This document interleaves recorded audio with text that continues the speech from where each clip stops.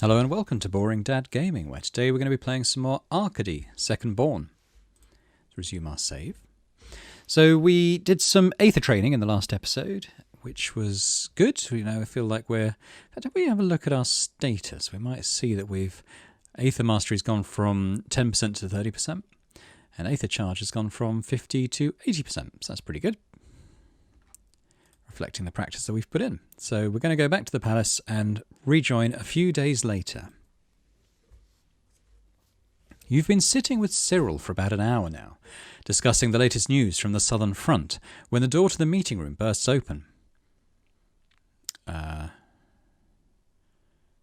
It's Wilfred. "They're here." 3 words, and from the way Cyril's eyes shrink to slits, you don't think he knows who Wilfred is referring to either. "Vesela and Milos, Stanislas's mother and brother." "Oh," comes Cyril's simple reply. He closes his book, standing up and seemingly putting an end to your meeting. "Thank you for letting us know." Wilfred doesn't move from the open doorway, and you notice the way his jaw is set, hard, fists tight and tension radiating off of his whole taut body. "They've been thrown into the dungeons," he says, his sharp tone betraying his indignation. "Those were my instructions, yes." Why would you order that? They're harmless, and you know it." "Do I?" Blonde strands of Cyril's short hair fall in front of his eyes as he sharply turns to face his fellow commander. "Should I have let them have the run of the place, then? Allow them to freely move around the palace, in reach of boring?" He shakes his head. "We trusted Stanislas too once. I will not allow us to make the same mistake twice." Wilfred's anger only seems to rise, teeth momentarily bared in a snarl, but he pauses to take a deep, steadying breath and chooses to hold his tongue. "What can you tell me about them? Apart from them being Stanislas's family?" "They're good people," Wilfred counters, stepping further into the sunlit meeting room. "They have nothing to do with Stan's plans, and know even less about them. They shouldn't even be here." "That's for Boring to decide," Cyril retorts. To that, Wilfred makes no answer. His ire seems to seep out of him, however, and he soon elects to stride out of the room with no other word. What was that about? "A question you should ask him." Cyril plucks his book off the table. "We should probably head to the dungeons. Stanislas's kin is, after all, innocent until proven guilty. Let's not let them linger in there longer than necessary." Let's go then. The dungeons are not actually part of the palace. There is no reason to sully the luxurious domain with undesirables. Cyril takes you through a back door, past the lavish gardens, calls a group of guards who quickly snap to attention, hurrying to follow and protect the both of you while you step out of the palace through a hidden doorway, climbing ivy, serving as a natural disguise for it. It is a maze of lush, green, natural corridors, sun hidden away by layers of knit metal and branches overhead. At the end of it, another doorway, a black-clad fellow who only nods at Cyril before standing from his seat and unlocking the heavy metal door. You and Cyril enter.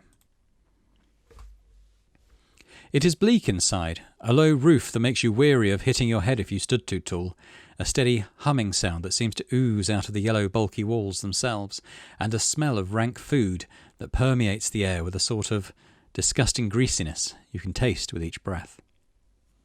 A scream echoes in the distance and Cyril barely blinks. "They should be on the floor level," he simply says, moving towards another person in black clothing. They murmur a moment, and you're soon directed towards the left side of the room. Cyril moves, sparing you a glance and an encouraging smile, and stops in front of a locked cell, heavy bars separating you from its occupants. A woman looks up at you from her seat on the floor, eyes black pools of fear in her slender visage. She looks to be in her late 40s, black hair peppered with a few silver strands cascading over her slim shoulders as she stands up, burgundy dress unfolding under her. Near her, a young man in his early 20s, perhaps, is so much the spitting image of Stanislas that your heart seizes up in an instant. But it is not him. His hair is much shorter, his eyes bigger and rounder, his countenance utterly different from the man who murdered your whole family. He stands up, wobbling a bit, and grabs a hold of his mother's arm while he stares wide-eyed at you. "My name is Boring. I apologize for you having to be in here." "I knew this day would come when we heard of what Stan did," the woman says, not quite meeting your eye. "That is the reason we're here, isn't it?" "It is," you confirm. She takes a moment to collect her wits. "What do you want from us?" "Information. Tell me about yourself, Vizela." She blinks perplexed brown eyes at you. "There isn't much to say," she replies. "I am Vizela Duval. I administer our lands in the stead of my late husband, and watch over the part of our border that meets with the southern front." Her shoulders bunch together, and she breathes out deliberately slowly before adding, "I've had parts of my estate burned down more times than I can recall, but I suppose that can't be helped. We need to push back the southern tribes, don't we?" You can sense her resisting the urge to give a shrug, and she looks away. "Milos, were you close with your brother?" He swallows, standing straighter, but not letting go of his mother's hand. Their clasped fingers make them seem like a wall formed to withstand you. "Close enough for him to tell me to stay away from the army," he replies. "I just got released from my military service." "You were fighting the southern tribes?" Cyril interjects. Milos's gaze instantly drops to the grey stone ground, and his nose wrinkles. His nod is barely perceptible. "Stan is the only sibling I have left. I'm not saying I approve of what he did, because I obviously don't," he quickly adds, "but yes, we were close." "Tell me everything you know about Stanislas." Vizela twists her hands together, every movement and expression tense. "I'm sorry, Your Majesty, but I don't believe there is anything useful either of us could tell you about Stan." She stops, pressing her lips together. Her eyes flicker over to Cyril. "He was a loving son, a generous soul, an idealist at heart. He fought bravely in the Khazari invasions, distinguished himself enough to be made commander. His father and sister would have been proud had they survived the war too." There is a slight bite to her latter words, maybe brought on by fear, probably by grief. "I don't know why he decided to turn against your family or who helped him. I only have letters he used to send from the north. You can have them if you wish, but there's nothing in them except talk of winter and snow and how much he missed the southern sun." I have no more questions. There is silence for a beat. "Is there anything else you require from us, Your Majesty?" They watch you carefully, awaiting your decision. "Kill them." I think we show them mercy because we want to demonstrate to Stanislas that we're not the bloodthirsty warmonger he's painting us as. "I will release you." You let out a long breath you just realized you were holding. You're free to go. Your declaration startles them, and they huddle closer together, cautious. "Vizela, Milos," Cyril says with a beckoning motion. "Come on, let's go." They zoom out of the cell, mumbling a thank you as they are escorted outside. Cyril watches them go. When he turns back to you, there is the glow of gratefulness in his smile. You go your separate ways. As you head to your room alone, you run into Wilfred, waiting for you at the open entrance leading to your quarters. "I heard you let them go," he says, standing away from the wall he was leaning against. "It felt like the right thing to do." He nods, the hint of a smile upturning the corner of his lips while he crosses the threshold separating you. "I wanted to thank you." "You seem to really care about them," you remark. "Let me accompany you to your room," he suggests. "I'll explain on the way." You walk together, gait somewhat slow as you stroll through the red carpeted corridors. The sunlight slips lazily through the spotless windows, warming the air and the cushy floor. "I spent 10 years of my life in their home." Wilfred looks straight ahead as he tells you what you feel is a seldom spoken tale. "After my own family was murdered, Stanislas's parents took me in and treated me like one of their own children." He turns to you. "I wouldn't be here today if it weren't for them." How close were you to Stanislas truly? You didn't miss the fondness in his voice when he quickly mentioned the traitor. "Truly, I never hid the truth." His hands fold behind his back and he takes a strengthening breath. "He was my best friend. He saved my life on the battlefield and I saved his, more times than I can count.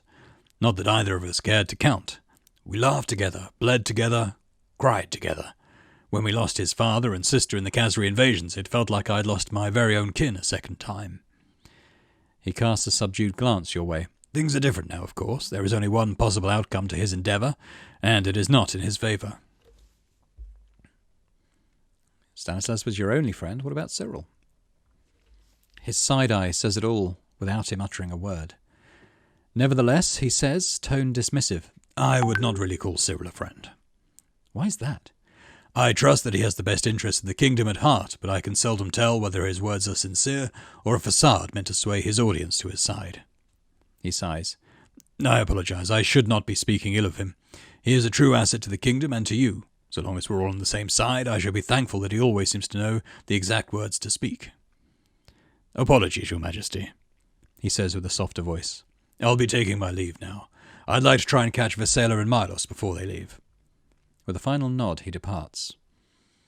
A few hours later. Quit daydreaming, please.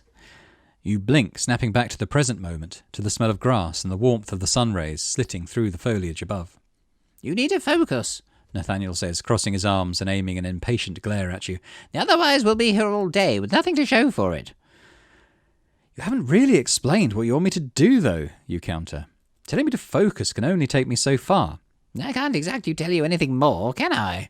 He retorts, his tone almost mocking, mirroring yours. I'm not an ether user, remember? But you're the ether expert, aren't you? He huffs, getting to his feet, and you half expect him to leave you alone in the meadow by Lake Grandside when he strides away. But he only goes to fetch something from the bag he had left between the roots of an elm tree. He sits back in front of the dead fireplace opposite you and cracks a match before dropping it in the middle of the small stack of wood in front of you. Here's something easy for you to do, he says, turning his brown eyes in your direction, head tipped back slightly. To help you actually start using the ether you've accumulated, try building the fire. You look at the burgeoning flame, twinkling through the cracks in the pieces of wood. You want me to build the fire with aether? No, through the use of your sharp perspicacity. No course with ether. You're not funny, you know. I wasn't trying to be. You exchange a glare. You decide to divert your attention towards something more useful, namely the fire, willing your focus to converge on it. You close your eyes, trying hard to concentrate, to think of nothing else but the flame. Aside from a tightening in your temples, you feel nothing happening, and when you open your eyes again, you note that the fire has not grown at all. Nathaniel sighs deeply, head drooping theatrically. Let's try something else. He starts working on building the fire, pushing twigs into it and blowing air at its base. After a while, he puts away the little stick he's been using and meets your eye before saying, Can you focus properly this time?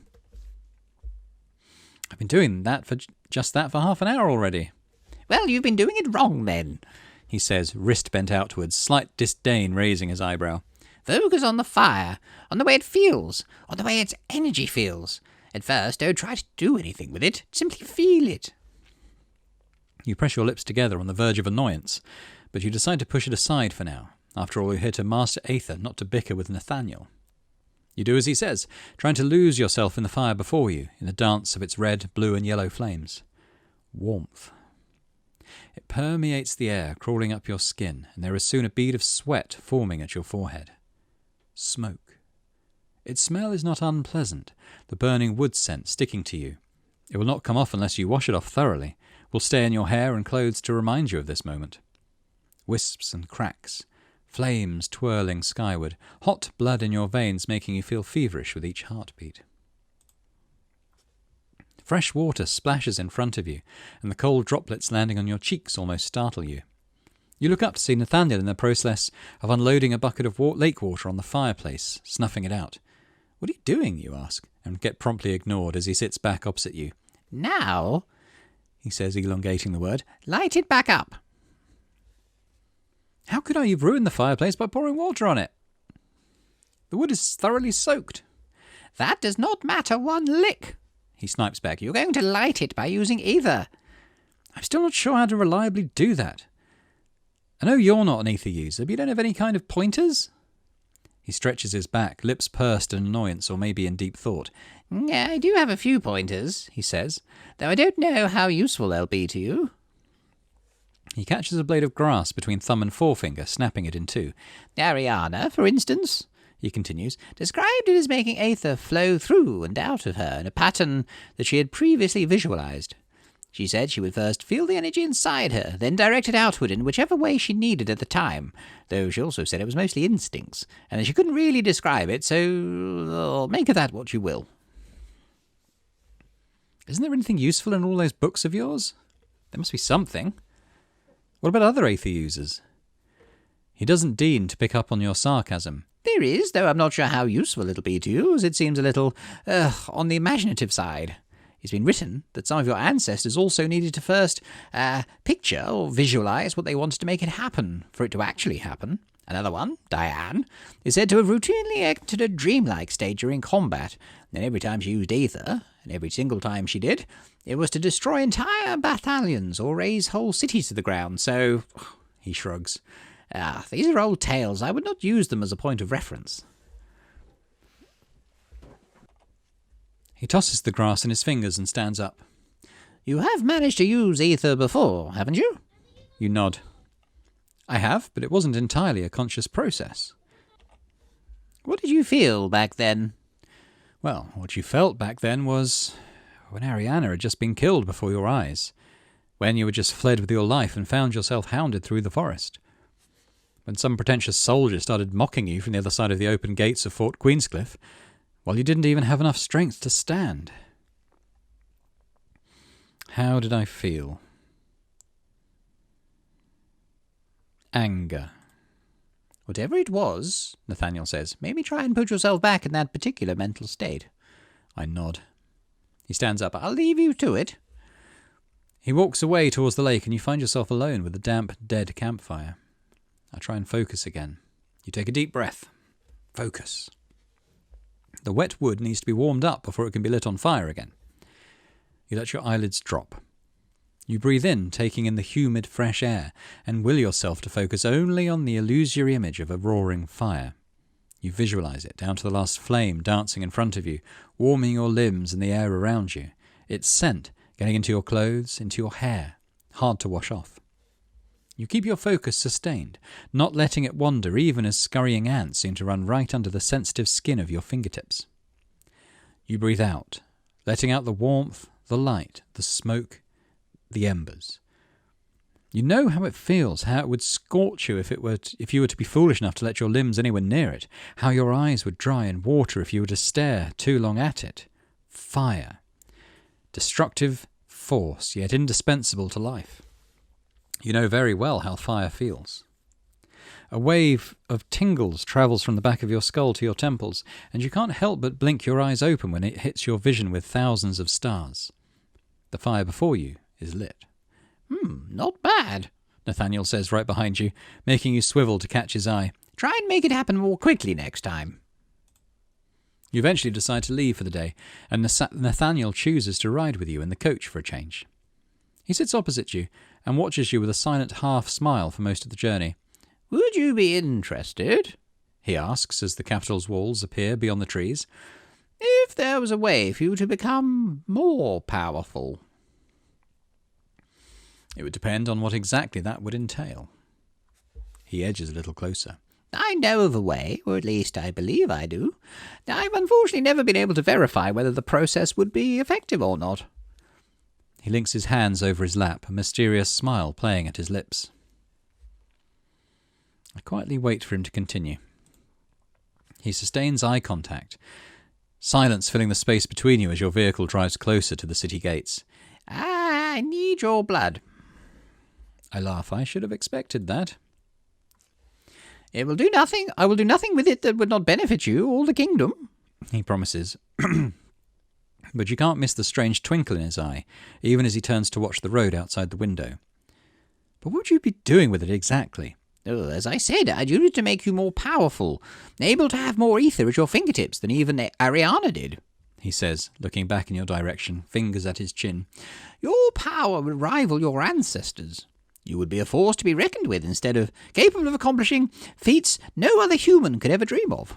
You would be able to fight whole battalions head-on, by yourself. What's the catch? No catch, he quickly hand-waves.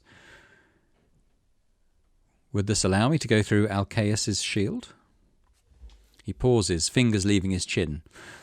Perhaps, he replies eventually. You would have to try to get a definite answer. Why did my mother and Ariana turn you down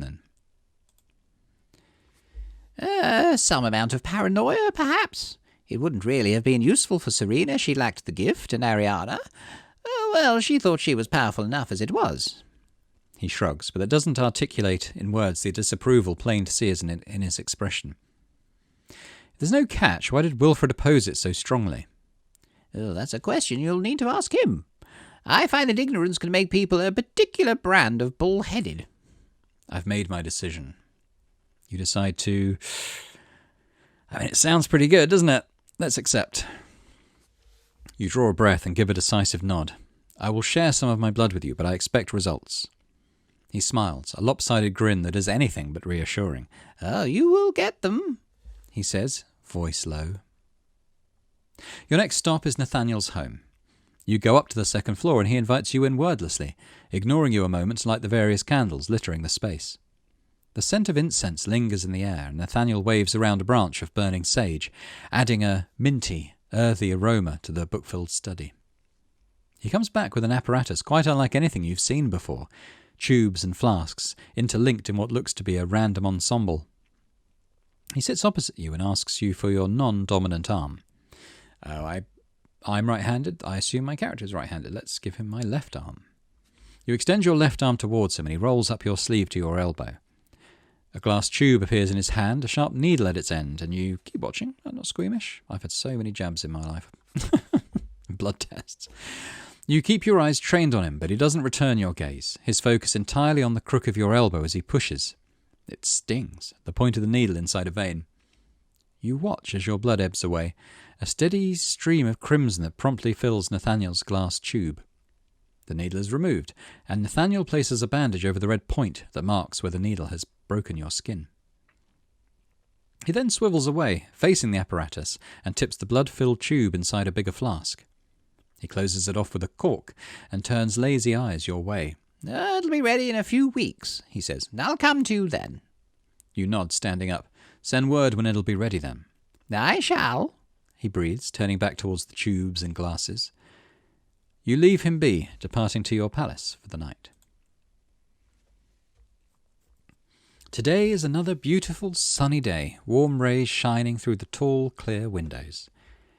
The air is permeated with the scent of the yellow roses freshly cut and placed in vases in the middle of the reception room, richly decorated, as it should be, for the arrival of the esteemed Arrington envoy. The clement weather and the pleasant perfume are not enough to distract you from your thoughts, however. You are too busy thinking about...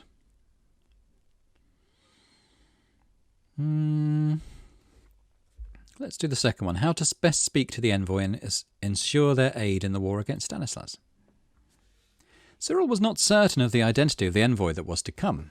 He assured you, however, that no matter who it would turn out to be, they would be very eager to work with you towards your country's long-term alliance. You're brought back to the present when the entrance doors open with a sharp, metallic noise. A young woman steps inside, all smiles of her red lips and sparkles in her bright gaze, and a momentary burst of recognition flashes through your mind, though you're quickly able to shake it off. The shape of the eyes, the jut of the jaw, the colour of her hair are all strikingly similar to your late father. "Welcome to Arcadie, Lady Annaphel Evelyn," Cyril says with a friendly tone. "Please, Annaphel will do," the envoy replies. Annaphel. That is the name of the envoy from Arrington that shares a troubling resemblance with your late father. She is flanked by 2 attendants, her bodyguards proper having probably remained outside. Dressed in an elegant dark purple suit, its orange and gold detailing complementing her golden skin that seems to glow in the sunlight, Annaphel displays a self-assured air, brown ringlets of her hair framing her oval, smooth face. She seems vaguely entertained, the hint of a smile curving her full lips, curiosity twinkling in her brown eyes as she replies in the smoothest of tones, "Thank you, Sir Cyril," even as her gaze latches to you rather than the commander she's addressing. Let's let Cyril introduce me. Turning to you, Cyril proceeds to introduce you. "This is King Boring d'Arcadie, ruler of Arcadie and bearer of the gift." A hand laid over her heart, Annaphel bows deeply. "An honour to meet you, King Boring." Her attendants follow suit. Their curtsy lasts 3 seconds in a display of respect. They then straighten in unison. "My deepest condolences for your family," she adds, true empathy flooding her expression. "Thank you." Lady Annafel is the elected chief of army of the Republic of Arrington, and your late father's cousin, Cyril explains, hence the resemblance. Second cousin, actually, Annafel corrects with a demure smile. But yes, your Majesty and I do share a great-grandparent. How well did you know my father? Oh, not well at all, I'm afraid, she confesses, her smile now sheepish. We were barely acquainted when he lived in Arrington, and once he moved to Arcadie, I must have seen him twice or thrice. He did not seem overly fond of attending poor parlours alongside your mother. Please, follow me, Cyril says eventually, gesturing towards a corridor. You next gather in the meeting room. You sit at one end of the table, while Annafel claims the other. Cyril and Wilfred sit settling down on either side of it, close to you. Annafel's attendants have remained outside, while you have also left my guards outside. There is only an attendant in case we need something fetched. I've got my two commanders here. Thank you for inviting me, Annafel says, hands joined in loose fists in front of her. Soft, short curls of brown hair bounce as she shakes them aside to lay a searching, yet warm gaze on you. I understand you are contending with a traitor who believes they can either oust you from the throne or, failing that, put an end to the entire royal line. She continues, staring down the length of her fingers as she opens them, flat over the table. From what Cyril explained, you need more troops before Stanislas's reinforcements can reach him. Otherwise this whole unpleasant business could drag a while. Her gaze flits back to you and she rests her chin on her now interlaced fingers. I have an offer, then, that should solve most of your problems. Let's hear it. Nothing else is said for a beat. Your gaze is locked for far longer than strictly necessary. You see she is studying you, blatantly gauging you through her insistent stare. I meet her with my own unwavering gaze. I'm not going to smirk or look away flustered. Her palms meeting the hard wooden table put an end to your contemplation. How about some tea first? She asked suddenly. Talks without the sweetness of green tea truly are dreadful. Cyril looks to you for approval or dismissal of the envoy's request. I signal to the attendant to bring what Annafel requested. 4 steaming cups of tea arrive a few minutes later. Wilfred stares at his as if it had personally offended him. Excellent, Annafel declares after taking a sip of hers. Thank you, your Majesty, for your hospitality. Truly you are as amiable as you are handsome. Cyril's annoyed frown lasts only a second. He is prompt about redirecting his gaze at the wall, a mask of neutrality quickly chasing the distaste that had troubled his countenance. Thank you. You are a guest here. She pushes her cup away to interlink her fingers in front of her. I will cut to the chase. I can get you the troops you need. 3,000 soldiers ready to fight for you and your kingdom at your city's doors by the next full moon. She skitters forward, I thought this was coming, back hunched and her eyes set deeply into yours. What I want in return is your hand in marriage. Cyril suddenly coughs halfway through a sip of tea. This is a rather peculiar request. Please, she says, back straighter against her seat. Consider it a moment. Your family's alliance with Arrington has made both our countries stronger and more prosperous than ever. Trade, agriculture, safety at our shared borders. Why destroy all this joint plenitude? I get. In political marriage in sort of medieval times was a thing. To cement alliances between different countries. So although we've obviously romantically pursued Cyril, it seems like something that I should entertain.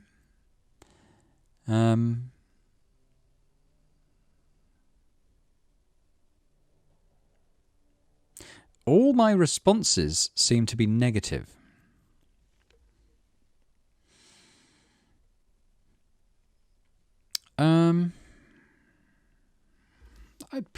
Let's give this matter more thought before making a decision. I'm inclined to accept. You need not give me your answer right at this moment, she says. I will be remaining here for a few days. I can't possibly leave before the ball, after all. What ball? Asks Wilfred. We're having a ball in honour of our esteemed guest, Cyril replies. A ball sounds like a good idea. It does, doesn't it? Annafel chimes in, a curl of her hair around her long finger. I find that nothing quite gives the same boost of morale as a ball does. Dancing, talking, drinking. Her eyes drift away and her whole expression glows, as if already enchanted by a night of partying. Some dedicated leisure time is essential, especially in wartime. The meeting is soon adjourned, Anafel excusing herself, having things to discuss with a few members of the noble assembly. You remain a moment with your commanders after her departure. Wilfred is silent, peering sightlessly at the wall opposite him, while Cyril finishes his tea and watches as the sun licks the mahogany table with a long yellow ray. There is a scent of cinnamon in the air, you perceive at last, probably left behind by the envoy. What do you intend to say? Your eyes glide to Wilfred as he turns his head towards you. To her proposal.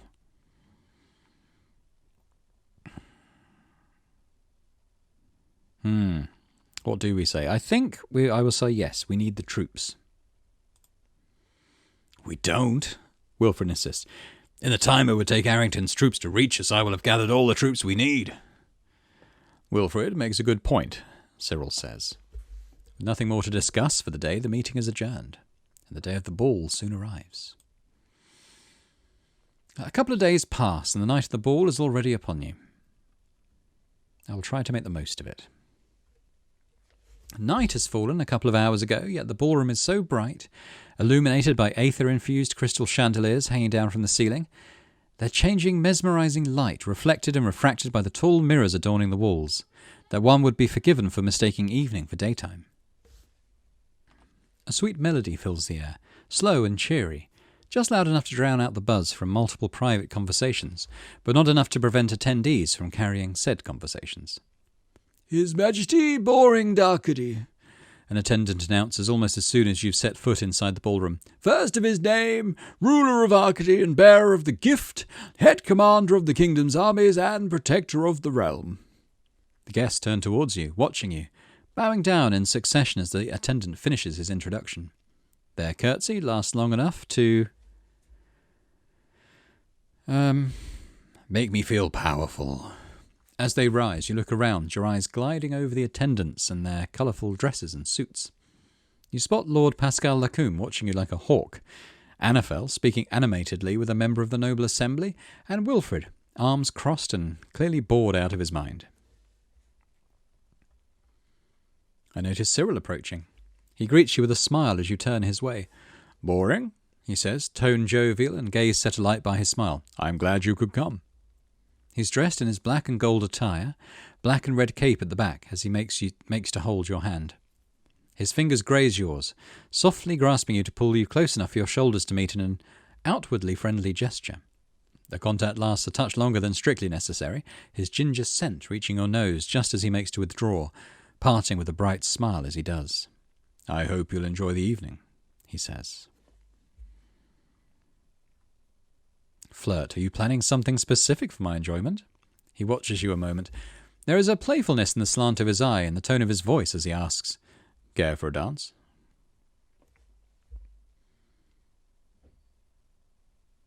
I'd rather choke on a shoelace. I would love to dance with you. His eyes glimmer at your response and he steps forward to offer you his arm. You move together towards the middle of the ballroom, weaving through the couples already swaying to the soft music currently being played. Cyril looks around, regarding the attendants with a thoughtful gaze. When his eyes return to you, they are set alight by a peculiar brand of mischievousness. I love dancing, he declares, holding both your hands in his and pulling you a little towards him. Do you? Yes, sure. Perfect. He lets go of one of your hands to raise his own up in the air. His fingers snap and the music stops. Soon a livelier tune fills the room. Cyril seems delighted, grabbing your hands again and waits, immobile as the first notes flow from the orchestra's instruments. While quick-paced, the dance you perform is not particularly complicated. You know the steps, have learned them at a young age, and while you might not have practiced them in months, they have been ingrained in your memory. When Cyril steps back, you know to follow. When he hooks his arm in yours, you know to spin with him. And when he presses himself flush against you, a cheerful smile splitting his face, you know he should instead be keeping more of a distance. He clearly enjoys the contact, however. His cheeks are pink, his eyes are sparkling, and his hands on you linger, warm and soft, interlacing with your fingers whenever the occasion arises. The song nears its conclusion, and instead of immediately stepping back the way one dance partner is expected to, he remains flush against you, enclosing you in his embrace. His gaze, darker now, is glued to yours. It flits down to your lips an instant, and when it meets back with your eyes, his mouth is slack and his intent is clear. Oh, let's kiss. You close the distance between your lips and seal yours over his. It lasts a breath, if even that, yet it sends a flash of desire tumbling through you, such a strong and sudden rush that it leaves you light-headed. You blink, and he stepped away. He's wide-eyed, stunned perhaps by your bold and very public move. The music stops. A beat, and Cyril seems to remember himself. He bows to you and thanks you for the dance.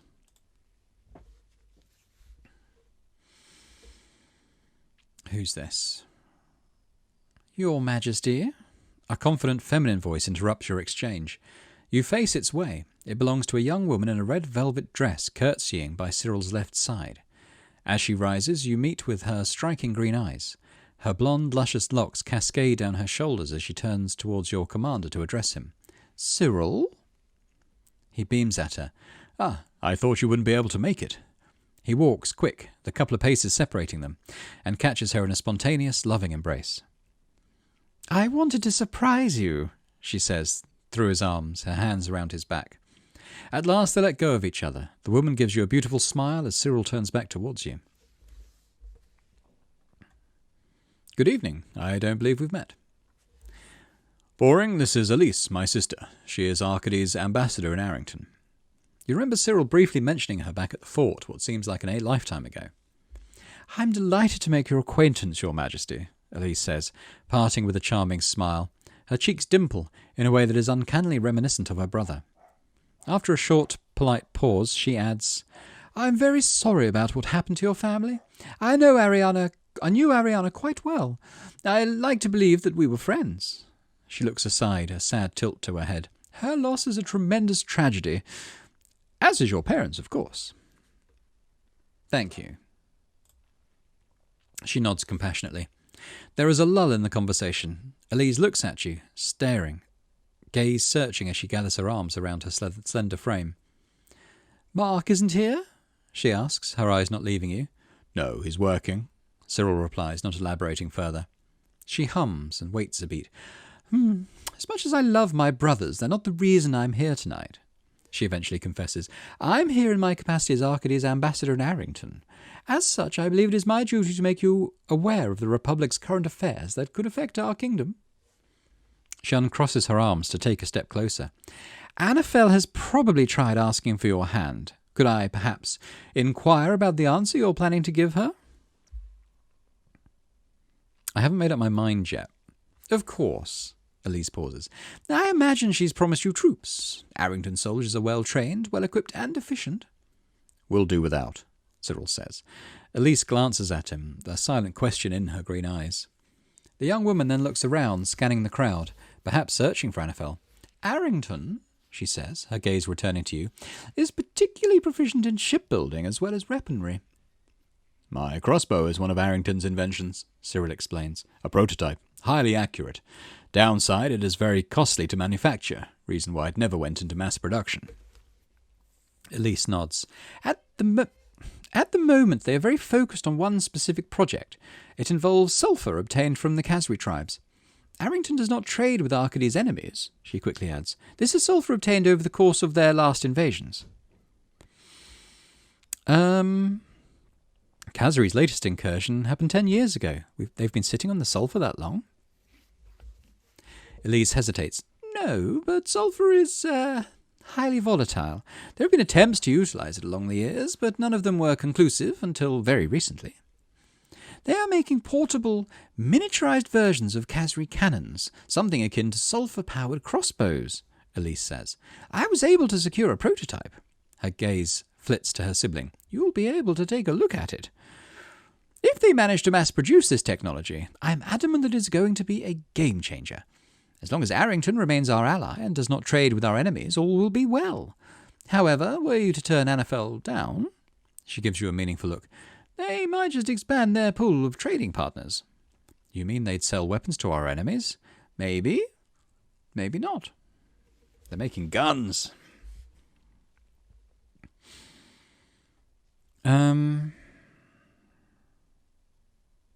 Anafel's proposal notwithstanding, is there someone else who'd listen to reason within Arrington's leadership? Maybe. I can look into it. Elise replies. She glances at her brother. I'll need the peacekeeping force's help. Will you lend me a couple of your agents? Of course, Cyril says. I'll send word to Mark. He'll join you after his current assignment. There is a subsequent lull in the conversation. Elise looks around again, searching the crowd. Her business seems to be done. It was a pleasure and an honour meeting you, Your Majesty, she says. I will be in touch. Looking at Cyril, she says, words swift, talk to you later? She then darts away, catching a woman in green's arm to lead her off towards the middle of the ballroom. Cyril watches her go, diverting his attention back to you after a couple of seconds. Sorry about that, he says in a soft tone. It seems a king can't ever enjoy an evening without having decisions to make. There's nothing to apologise for. I enjoyed meeting your sister in any case. He smiles. Well, I will let you get back to mingling, he says, and turns to depart. I let him go. After he's left, you let your attention drift away, your eyes gliding over the attendants and their colourful dresses and suits. Let's go and talk to Wilfred. You walk, gait steady in your polished leather boots, in Wilfred's direction. When he sees you approaching, he uncrosses his arms, nodding respectfully in your direction. Good evening, Sir Wilfred. I'm glad to see you were able to attend the ball.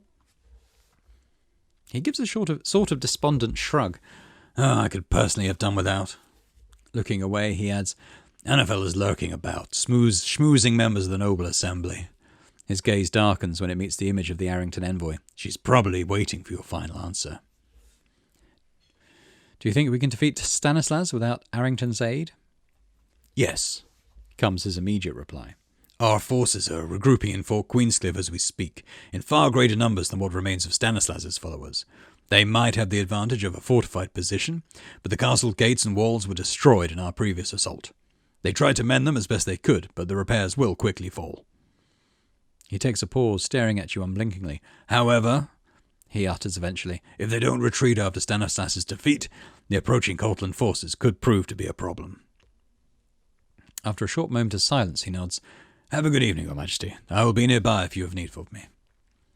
Let's go and talk to Pascal. You notice Lacombe glaring in your direction, following your every move. As you approach, he doesn't bother trying to pretend he was not staring at you. Good evening, Lord Lacombe. He does nothing but hum in response. Any news from the royal this is him. Any news from the royal castle? He suddenly asks. You are working on retaking it, I hope. Are you volunteering, Lacombe? We could use more soldiers on the ground. He shakes his head. My ears on the battlefield are behind me, I'm afraid. Do be careful when facing Stanislas this time, that you may not follow Ariana to the grave. May she rest peacefully in the aether. He adds, with a theatrical bow.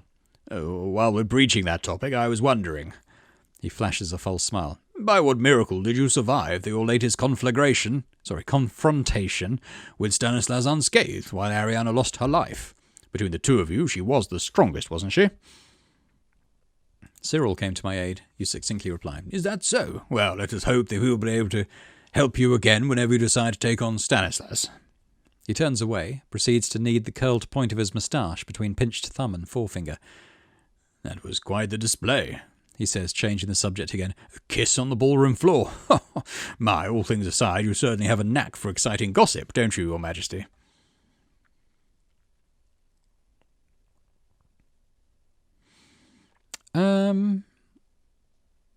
You're the biggest gossip of all, it seems. He smiles his particular brand of pseudo-smile. Lady Annabel came all this way to offer us troops in exchange for your hand. It might be a grand idea to accept it. You blink as he steps closer, his hands now behind his back as he stands tall in front of you. I hope you're entertaining the thought of marrying her and joining her in Arrington. I'm certain you'd appreciate it there. They say life is made easier by their many inventions.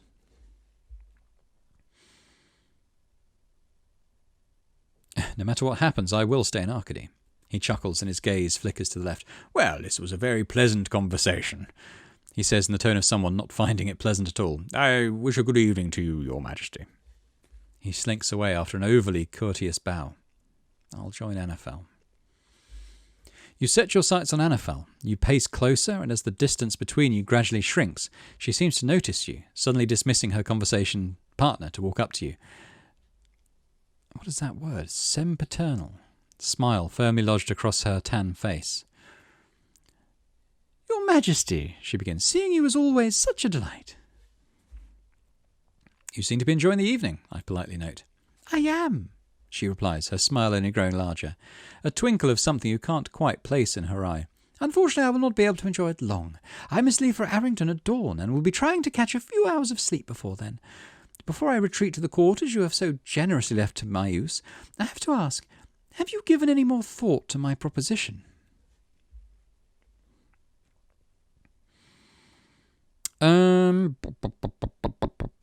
I tell you what, the thought of them making guns is quite tempting as well, isn't it?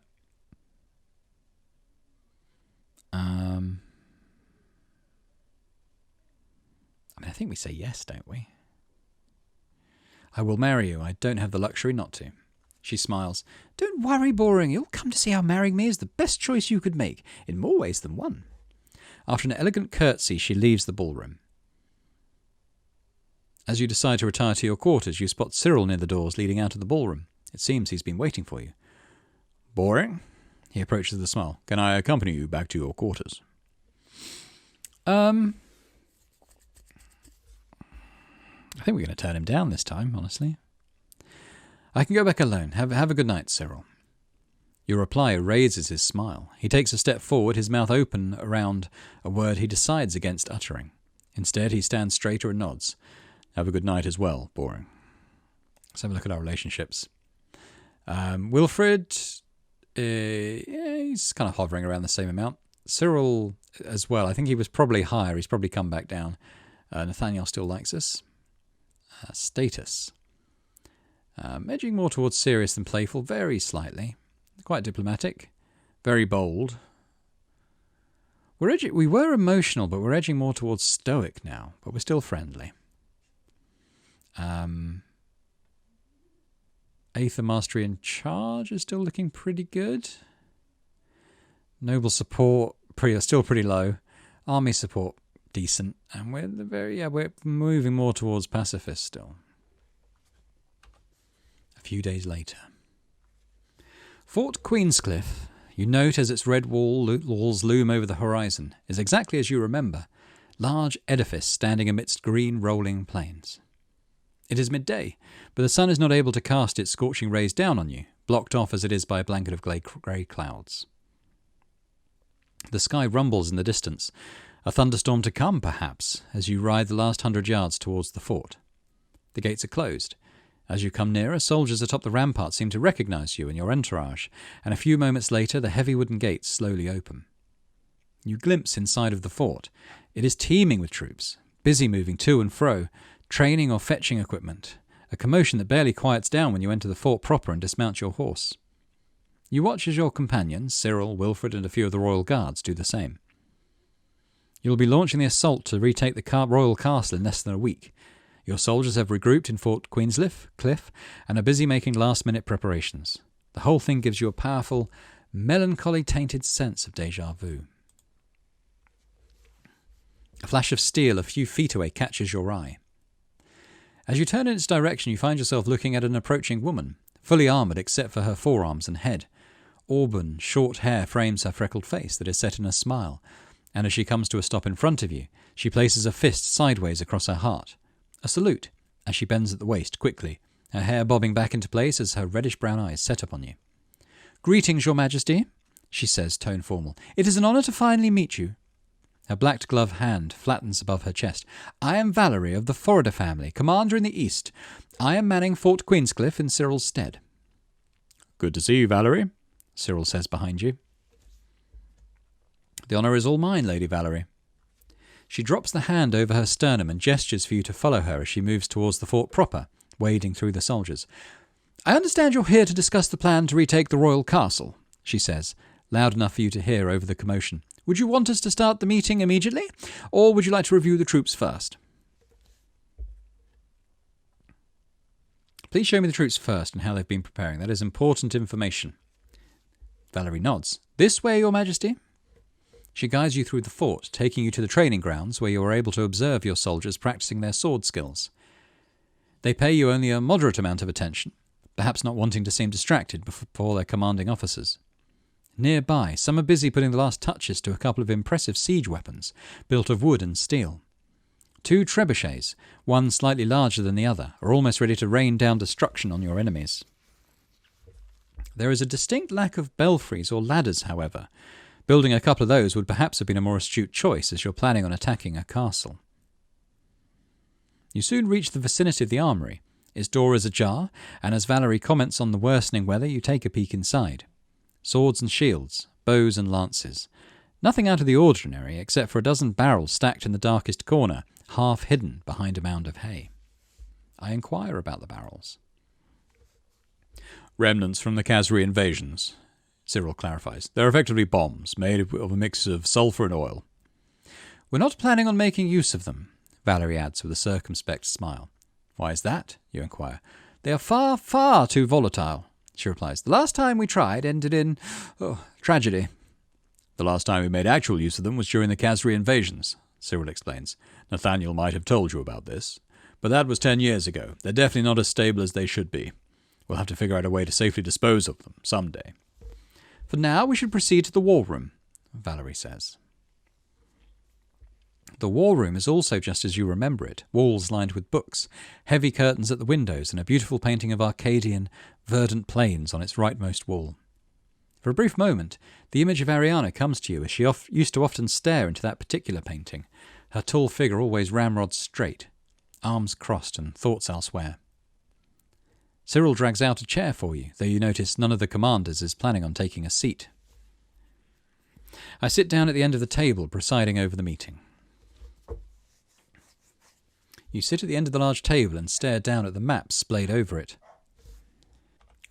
This is the castle, Valerie explains, pointing at the structure drawn in the middle. Stanislas and his troops have remained mostly stationary. They've been trying to mend the part of the wall that had collapsed during your last battle, but their repair efforts have been largely ineffective. We'll be able to breach it easily. What kind of repairs have they done? Valerie lifts her rust-coloured gaze off of the map to eye you curiously. They have built a wooden scaffold, reinforcing it with what bricks they could salvage. Nothing that will resist our trebuchets. What about the incoming Cortland troops? The auburn-haired commander traces a line across the map north of the royal castle. Half my troops are stationed here. She taps the map twice with her nail. The Cortlanders won't be able to join Stanislas in time. How many soldiers does Stanislas still have? Wilfred chimes in. Probably half of his original manpower. 400 at most. Easily manageable, Valerie says with the beginning of a shrug. Well, I don't have any more questions. We will block them off on both sides, she adds, her finger on the map again. While we work on destroying the already breached wall, part of the troops will remain at the castle gates. That way we'll stop any attempt at escaping. She straightens herself and faces you with a set, professional gaze. That's the most straightforward plan, and one that can't see us losing. We have superiority in numbers. How is this different from our previous attempt? You stare at the map, at the crude red pen drawings figuring troop movements scribbled across the sketched land. I do not want a repeat of last time, you say. Valerie casts a cautious glance your way. We have more soldiers at our disposal than the late Queen Ariana had summoned, she says. For all intents and purposes, we will overwhelm Stanislas and his followers, while cutting off any chance they might have at escaping. Besides, Cyril adds, you're now aware that he has your family heirloom at his disposal, and can take that into consideration if you decide to face him. I will be the troops in charge of the assault. Storming the destroyed wall, then, Valerie says. Of course, you know the castle better than any of us.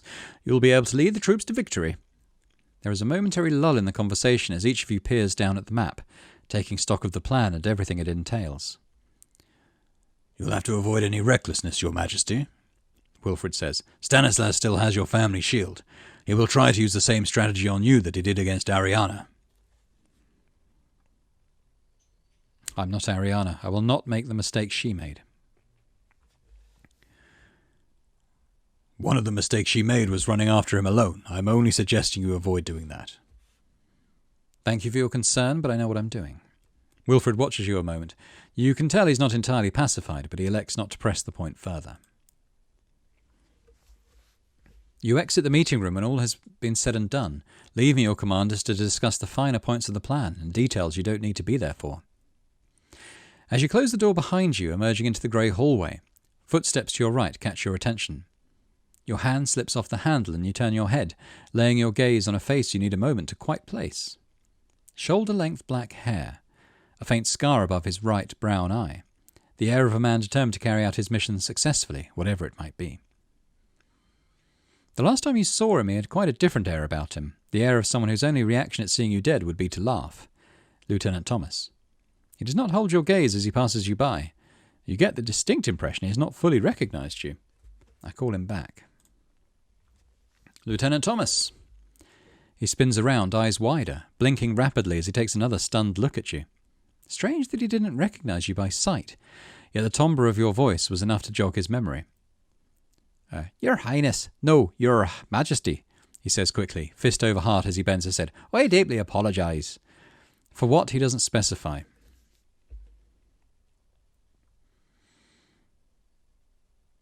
Well, we don't want to send him back to the dungeon. I'm glad he's out. You're looking good. Better than the last time I saw you. He seems quite troubled by your remark, almost embarrassed, struggling to keep a level gaze. Thank you, Your Majesty, comes his reply, as non-confrontational as a reply can be. Are you still disappointed that I'm alive? He very visibly cringes, fingers curling at his sides. He takes a moment to recompose himself. I am truly sorry, Your Majesty, he says, standing very straight, for what I said back in the dungeons. I was not thinking straight. I am, and always will be loyal to the crown, he adds. I am ashamed of my previous behaviour. I was thoroughly misguided then. He nods, more to himself than to you, and when he meets your gaze again, he's able to hold it. I will serve you, Your Majesty, with my life. Glory to Arcadie. Glory to Arcadie, you repeat. Good luck on the battlefield, Lieutenant. He nods and salutes you solemnly before taking his leave. You are ready to leave the fort. Valerie accompanies you back to your mounts. I will see you all in a few days, she announces. We'll all be fully ready by then. Let me know as soon as you're ready, and we'll attack at once. Of course, Your Majesty. I wish you a safe journey back to Goldridge. And with that, you depart for the capital. And that's where we're going to leave it for today. So we have a second plan in place. This time we're leading it. We've promised our hand in marriage to our third cousin. Not sure. It's our father's second cousin. It's kind of weird. But I'm kind of thinking that it will be a political marriage in name only. As obviously Cyril and myself have obviously got a certain amount of affection going on at the moment. But yeah, interesting stuff happening. And I don't know quite how much longer that it will take. I don't know if the next assault will bring the story to an end or whether there will be further developments. So I guess we'll find out. But thanks very much for joining me. I hope you enjoyed this episode. If you did, then please do hit the thumbs up button on the video. Subscribe to the channel as well, if you've not done so already. That would be amazing. And I'll hope to see you next time for the next instalment of Arcadie, Second Born. Bye for now.